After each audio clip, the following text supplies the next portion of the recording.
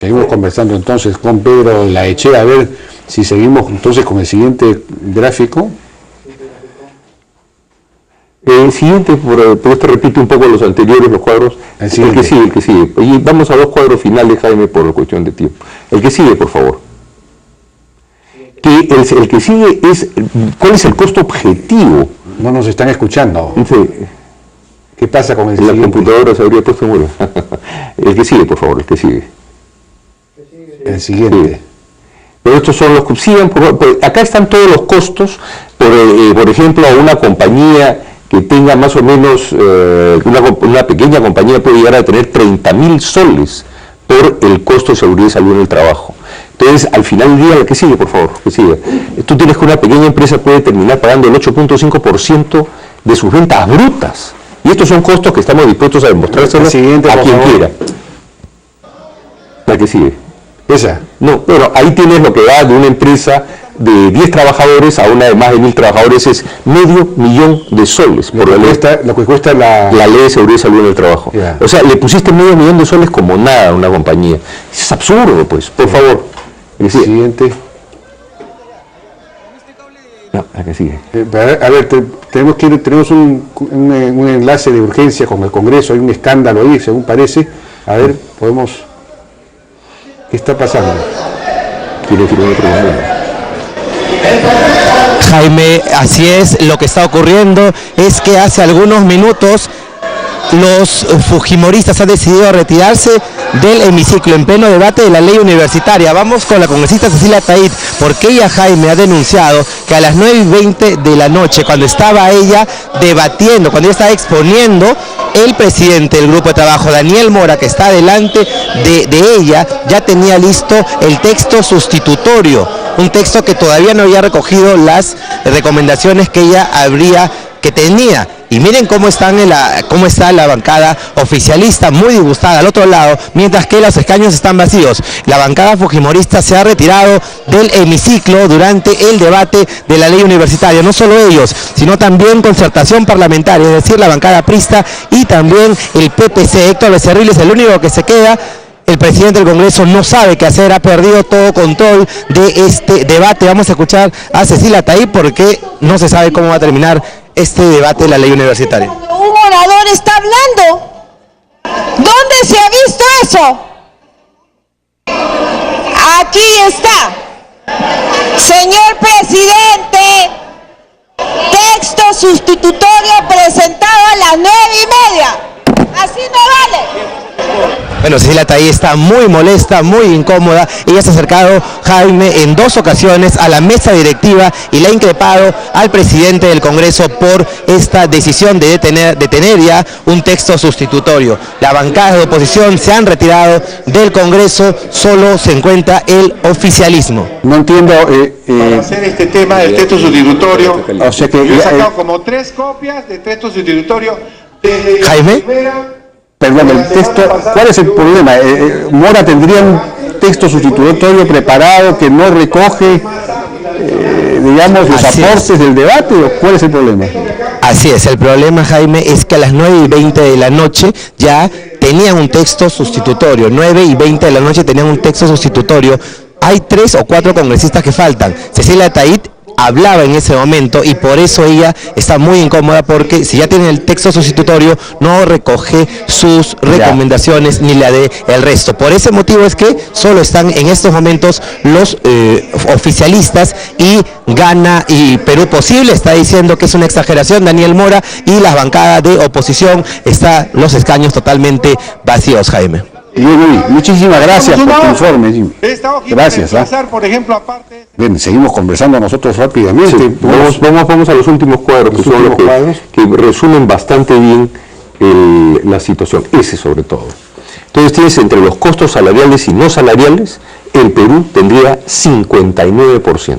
Por eso es que subir los costos no salariales, es decir, el costo de la regulación, el costo de la formalidad. El costo de la formalidad hace que por cada sol que tú subas, te va a costar 59 centavos por cada más. sol que tú le pagas al trabajador. Entonces, si tú o sea, cada aumento de sueldo va a tener un 59% de rebote, ¿no? Que obviamente eso mella la competitividad y el costeo.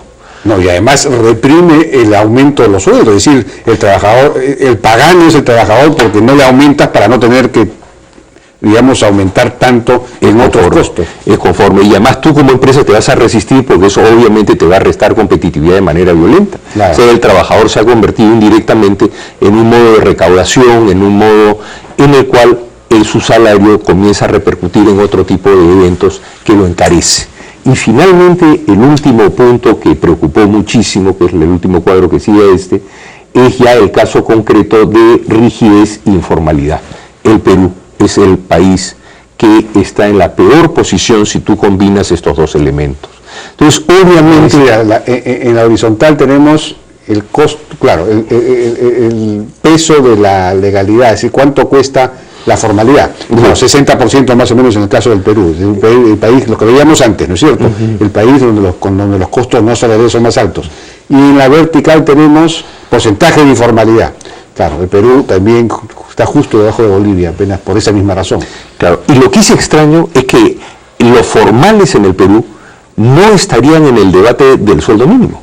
Entonces, ¿quiénes son los que están afectados por esto de acá? Es los que quieren acceder a la formalidad que no pueden por estos costos. Claro. O sea, el que ya está en el sector rojo de la mediana o gran empresa, ya puede decirse que pasó la ola. Los que están tratando de salir a formal son los que se van a hundir. ¿Cómo? O sea, los que están tratando de salir del 71% de la informalidad y están en el Valle de la Muerte, es muy probable que no puedan dar el paso siguiente por estas regulaciones. Claro, por el peso de estas regulaciones, por el peso que les emerger. Y que al final del día, por cuestiones de demagogia y de política, no se acepta la verdad porque el Estado también incurre en el mismo problema. Hoy día uno de los mayores afectados en el sueldo mínimo, si vemos los cuadros, y esto es la encuesta nacional de hogares del año 2007, o sea, esto es hecho por el gobierno sobre 3.000 muertes, es una de las encuestas más exhaustivas que hay en el Perú. Eso lo puede preguntar a Apoyo, a quien quiera. El ENAO es la mejor encuesta que tiene el Perú. Y al final, ¿pero por qué es que el Estado cae en esto? ¿Por qué es que todo el mundo cae en esto? Porque la legislación es absurdamente costosa y rígida. Entonces, lo que estamos firmando cuando Relaciones Exteriores y el Congreso se van a firmar tratados internacionalmente, no se dan cuenta que son contratos. Contratos que el Perú no puede honrar por la condición y situación de su estructura laboral. Acá no se puede hablar de un salario promedio. Acá tú ves el problema agrario, el problema de la construcción, el problema de los servicios, el problema industrial, el problema del gobierno, el problema de la minería es menor. Entonces, cuando tú vas a firmar un contrato, tú vas a firmar un contrato porque puedes cumplirlo. Las condiciones objetivas que tienes son de cumplimiento. Las condiciones objetivas del Perú están lejos de cualquier convenio. 2 de cada 3 trabajadores son informales. Entonces tenemos que hacer una reflexión y dejar de torear para las tribunas. Acá hay una serie de personas que se han mandado con estas leyes porque simplemente hay un cierto mercantilismo laboral internacional, ¿por qué no decirlo? Hay un mercantilismo laboral que hoy está pagando las consecuencias en Europa y que quieren empujar ese sistema para defenderse hasta de las importaciones. Entonces tú tienes que darse cuenta, tienen que darse cuenta los peruanos que en Europa y en ciertas zonas de Estados Unidos hay mercantilistas como los que nosotros teníamos antaño, que no quieren importaciones, quieren protección y quieren una serie de ventajas que no son posibles. Por eso es que Europa está viviendo la crisis que está viviendo. Entonces lo que tenemos que hacer es pensar claramente cuál es nuestra realidad y legislar acorde con ella. Y tratar de que sea un incentivo a que la inversión y la gente esté dispuesta a invertir. Cuando tú tienes estos niveles de costos y de incertidumbre, tú has levantado los niveles de riesgo a un punto tal que la gente dice, mejor espero. Mejor me invierto, claro, pues. Y eso no es lo que queremos. Próximamente hay un estudio que también vamos a compartir, en el cual comenzamos a ver desde cuándo es que el Perú comienza a cortar los pasos. Y hay fecha. Ya hay la fecha, eso ya lo veremos, porque estamos haciendo estudios a partir de esta nueva base que ha salido del ENAO. Acaba de aprobarse la encuesta, creo que hace 15 o 20 días, o sea, hemos tenido calientito cuando me he ido de viaje, hemos construido esta posición, y lo que hemos ido a hablar a la OIT es que el Perú no es que no incumpla porque no quiere, es que cuando se habla del salario promedio peruano, se está hablando de esta matriz. No puede haber un salario promedio en el Perú. Yo no puedo sumar papas, camotes, con trigo, con choclo, no lo puedo hacer, porque no se da, o sea, no hay forma de sumar parámetros que no tienen punto de comparación.